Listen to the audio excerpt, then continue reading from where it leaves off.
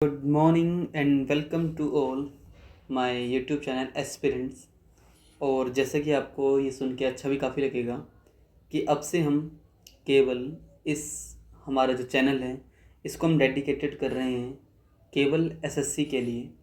इससे क्या होगा कि काफ़ी जो बच्चे कंफ्यूज होते हैं कि हम इस चैनल पे आके किसका पढ़ेंगे, स्टेट का पढ़ेंगे, पटवारी का पढ़ेंगे या किस चीज़ का पढ़ेंगे, तो आज से मैं आपको क्लियर कर देता हूँ कि इस चैनल में आपकी फुल जो तैयारी रहने वाली है वो आपके एसएससी सीजीएल या फिर एसएससी से रिलेटेड जितने एग्ज़ाम्स हैं उसकी इस पर तैयारी रहने वाली।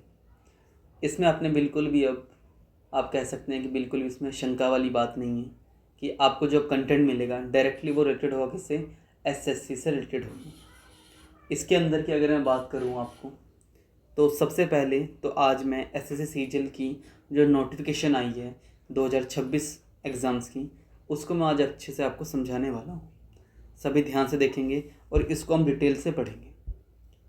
देखो, मैं खुद एसएससी सीजीएल 2022 बैच से हूँ, तो कहीं ना कहीं मुझे एक पता है कि क्या रणनीति रहनी चाहिए, किस तरह से फॉर्म फिल करना है, फिर क्या दिक्कतें आ सकती हैं, वो सब मैं आपको बताने वाला हूँ। सबसे पहले हम चलते हैं एसएससी की नोटिफिकेशन पे। आपको ये ध्यान होगा कि जो 21/5 से लेके 22/6 ये क्रूशल डेट है।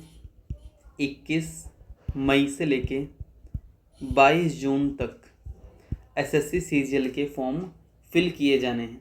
ऑलरेडी मैं थोड़ा लेट बना रहा हूँ वीडियोस, क्योंकि मेरे चैनल पे कुछ और कंटेंट अभी चल रहा था, बट अब जैसे मैंने कहा ये प्रॉपर एसएससी के लिए टारगेट चैनल हो चुका है, तो आज से हम केवल इस पर एसएससी की बात करने वाले हैं। नोटिफिकेशन 21 मई को ही लगभग आई थी। 21 मई से लेकर 22 जून तक आपके एग्ज़ाम फिल होंगे। उसके बाद देखिए इसमें क्या बोला हुआ है। सबसे इम्पोर्टेंट बात, इसको आप कहीं पे एक कैलेंडर में मार्क कर लो कि अगस्त से सितंबर के बीच में इसका पेपर होगा। बोलते हैं बच्चे कि सर अगस्त सितंबर क्यों लिखते हैं, ये सीजीएल है, कम से कम 30 लाख बच्चे बैठने वाले हैं। और इतना आप सोच के बैठ लो कि शिफ्ट चलती हैं, एक शिफ्ट, दो शिफ्ट, तीन शिफ्ट, चार शिफ्ट भी एक दिन में चलती हैं प्री के अंदर। तो देखो, अगस्त सितंबर में आपका प्री हो जाएगा और सीधा दिसंबर में क्या हो जाएगा, मेंस। कितना बढ़िया एक टारगेट है उनका। देखो, एकदम बच्चे को नौकरी एकदम से मिलेगी। कोई इशू होता है कोई इस पर आप कॉल कर सकते हैं। चलते हैं इसकी बाकी डिटेल्स देखते हैं। यहाँ आगे इसकी पोस्ट डिटेल्स इस बार देखो जरा। AAO, बहुत टाइम बाद पोस्ट आ रही है AAO की। ग्रुप बी गैजेटेड ऑफिसर की पोस्ट है। अगली वीडियो में डिटेल पोस्ट के बारे में बताने वाला हूँ कि कौन सी अच्छी पोस्ट है सीजीएल की, कौन सी नहीं। अभी जो नोटिफिकेशन आई है मैं उसमें समझा रहा हूँ।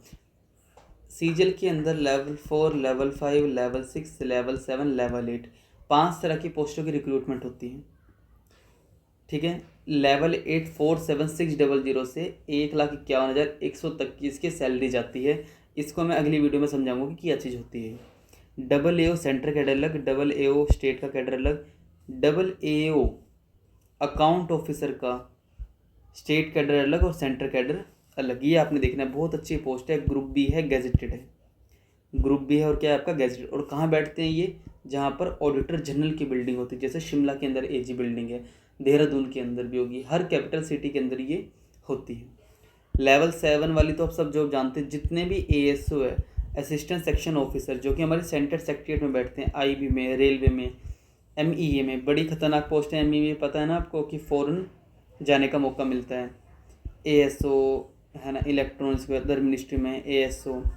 अब आ जाओ सबसे टारगेट वाली जॉब काफ़ी बच्चे जो करते हैं, इनकम टैक्स में जी इंस्पेक्टर की बात जब होती है। इनकम टैक्स में किसकी बात हो रही है, इंस्पेक्टर की। बच्चे जो आते हैं, जो लगते हैं, वो इसी सीजीएल एग्जाम से लगते हैं। एक्साइज इंस्पेक्टर, लो जी, दूसरी खतरनाक पोस्ट एक्साइज में, एक्साइज इंस्पेक्टर। ये सब ग्रुप बी हैं, ध्यान रखना। और ये कौन सी है, लेवल 7 की पोस्ट है। कौन सी, लेवल 7। अगला इंस्पेक्टर प्रिवेंटिव ऑफिसर, सुना है आपने, एग्जामिनर कस्टम वगैरह में होते हैं। एनफोर्समेंट असिस्टेंट एनफोर्समेंट ऑफिसर, भाई सबसे खतरनाक पोस्ट। EO एनफोर्समेंट ऑफिसर की सबसे पावरफुल। ED तो आप जानती हैं। CBI में सब इंस्पेक्टर की पोस्ट, काफ़ी खतरनाक। डिपार्टमेंट ऑफ पोस्ट में, पोस्टल डिपार्टमेंट में भी इस बार इंस्पेक्टर की पोस्टें आई हैं। बहुत ज़्यादा बढ़िया पोस्ट है। एक बार अगर आपकी लग गई तो हो सकता है लेवल जैसे ही आपका 8th पे कमीशन आएगा, सैलरीज हो सकती है 1 लाख के ऊपर चल जाए। ठीक है, आ गया पे लेवल 6 ASO मिनिस्ट्रीज़ में, एग्जीक्यूटिव असिस्टेंट CBIC में, टैक्स वगैरह में, research assistant national human right commission में। ये सारी लेवल 6 की पोस्टें हैं इस बार। NIA में सब इंस्पेक्टर, ध्यान रखना CBI का सब इंस्पेक्टर लेवल 7 में है और ये लेवल 6 में है। अच्छा, लेवल ही क्या होते हैं, सैलरी का डिफरेंस होता है इसमें, लेवल 4, लेवल 5, लेवल 6, इनमें फ़र्क आता है। ठीक है, JSO की पोस्ट है, इससे कुछ स्पेशल बंदे ही भर पाते हैं जिन्होंने स्टैटिस्टिक्स में करा हो, ये ध्यान रखना। ऑफिस सुपरिटेंडेंट CBDT में, section head, director general of foreign trade में, बड़ी अलग अलग टाइप की पोस्टें आई हैं इस पर, और पोस्टें भी लगा अराउंड क्या 15-1000 पोस्टें हैं, काफ़ी पोस्ट है। लेवल 5 में देखो ऑडिटर, वाह सबसे अच्छी पोस्ट मैं ऑडिटर को मानता हूँ, अगर आपको अपनी कैपिटल मिल जाती है तो। ऑडिटर, अकाउंटेंट, जूनियर अकाउंटेंट, ठीक है। और लेवल 4 में काफ़ी अच्छी पोस्ट कौन सी होती है आपके, पोस्टल असिस्टेंट और शॉटिंग असिस्टेंट की। इसमें ध्यान रखना एज भी क्या होती है, कम ही मानते हैं, 18-27। PA और SA, PA की पोस्ट अच्छी भी होती है क्योंकि आपको डायरेक्टली होम पोस्टिंग मिलने के बहुत ज़्यादा चांस होते हैं, या फिर आप 2-3 साल में अपने घर पहुँच ही जाते हैं। अगला senior secretariat assistant, senior administrative assistant, TA जो बोलते हैं ना, TA GST वाले ऑफिस में, वो ये TA है। डन, ये आपने ध्यान रखना है। Sub inspector ministry of finance में, ये सारे आपने ध्यान रखनी है। ये सारी पोस्टें किसकी, SSC CGL की। डन, चलो आगे। अब देखो वैकेंसी की बात आती है।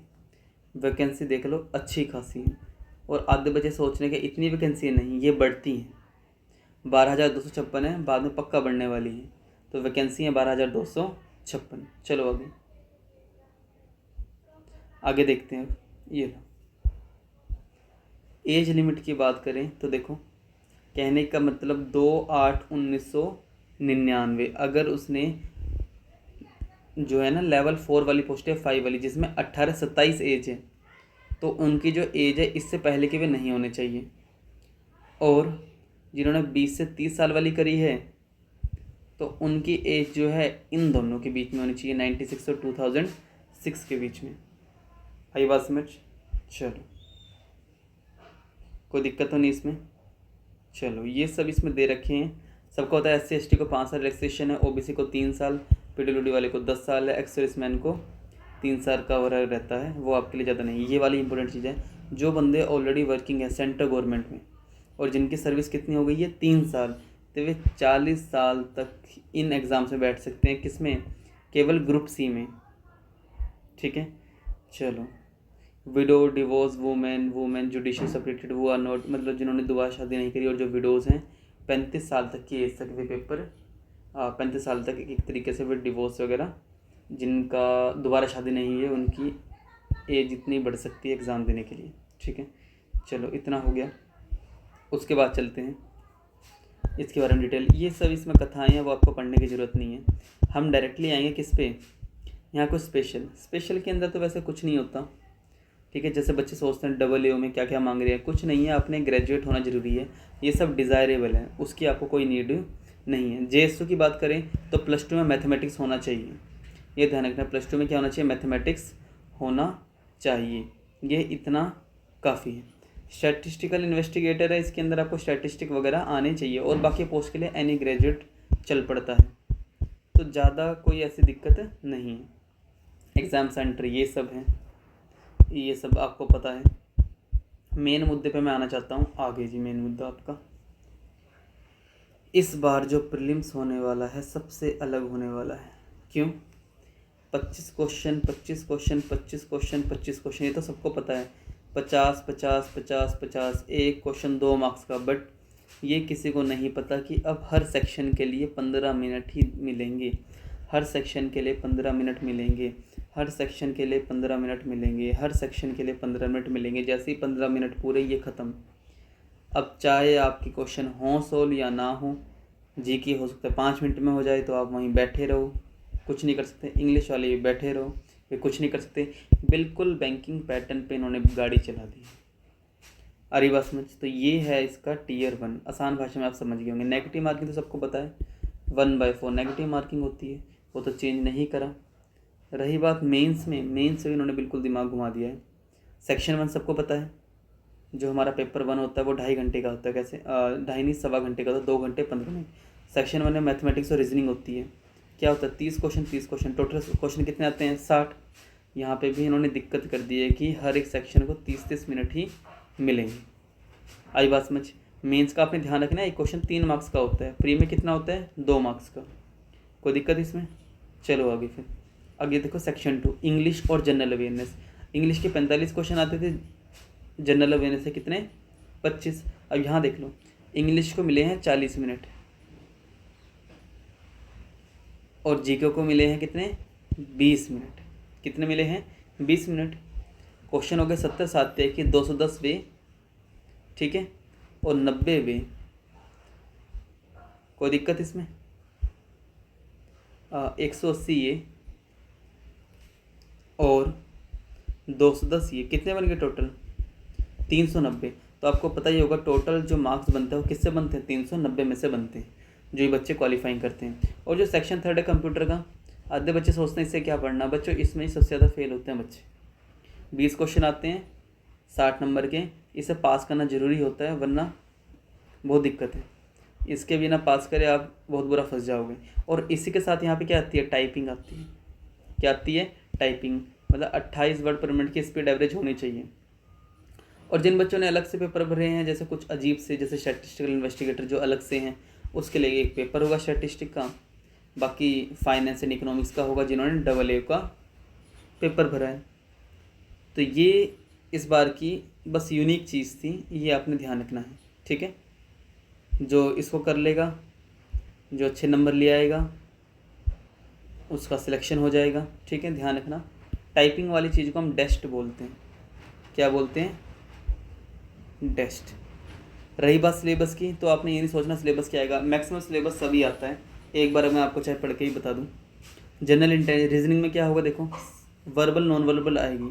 मैं डायरेक्टली आपको पॉइंट वाइज बताता हूँ। एनालॉजी आती है, सिमिलैरिटी और डिफरेंस आता है, ओरिएंटेशन आता है, प्रॉब्लम सॉल्विंग आता है, एनालिसिस आता है, non verbal, reasoning, coding decoding, statement वाले क्वेश्चन, स्लोग्स, एनालॉजी आती है, नंबर एनालॉजी, फिगर एनालॉजी, ये सब दिया होता है। ऐसा नहीं कि आपको कुछ इससे बच जाओगे, ये सारे टॉपिक आप सब करते ही हैं। अब यहाँ सोचोगे यार एकदम से ये वाला कौन सा टॉपिक है कि ये सर्च करके पढ़ने बैठ जाऊँ, इसमें नहीं होता। रीजनिंग एक ओवरऑल रीजनिंग होती है जिसमें हम 14-15 टॉपिक पढ़ते हैं और उसमें से ही आता है हमेशा, ठीक है।